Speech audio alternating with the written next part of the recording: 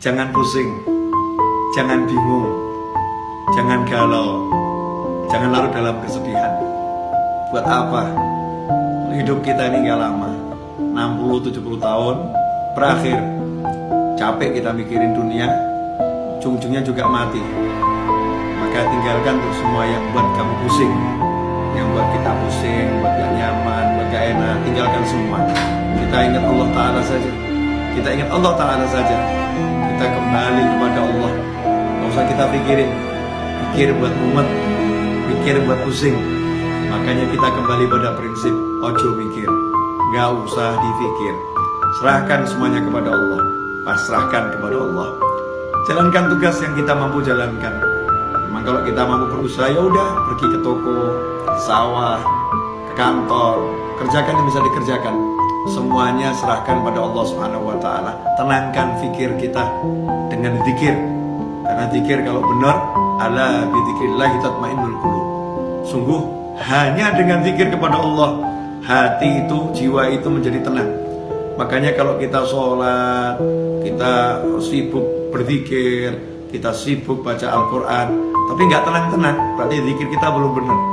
Karena Allah udah bilang, ala bi dzikrillah, hanya satu cara untuk menggapai ketenangan, zikir, ingat sama Allah Ta'ala.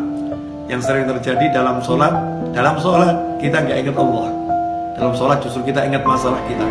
Dalam tahlil, dalam tasbih, dalam istighfar, dalam sholawat, dalam berzikir kepada Allah Ta'ala, justru yang kita ingat masalah kita, bukan Allahnya.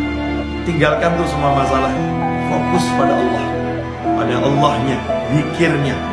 Yang kita zikiri Allahnya, kita ingat Allahnya. Kita katakan kepada Allah, ya Rabb, tolong saya. Ya Allah, bantu saya. Berjalan terus, gak usah pikirkan masalah biar diselesaikan sama yang mengizinkan masalah itu sampai kepada kita. Kita pasrahkan kepada Allah. Ya Allah, tolong selesaikan masalah saya. Lakukan yang diperintahkan Allah. Kalau kita bertakwa, Allah udah jamin, wa may yattaqillaha yaj'al lahu makhrajan wa yarzuqhu min haitsu la yahtasib. Siapa yang bertakwa kepada Allah, apa itu takwa? Laksanakan perintahnya, jauhi larangannya.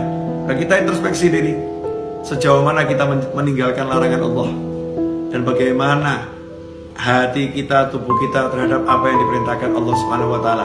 Perbaiki itu. Seiring dengan perbaikan itu, maka lihat hasilnya.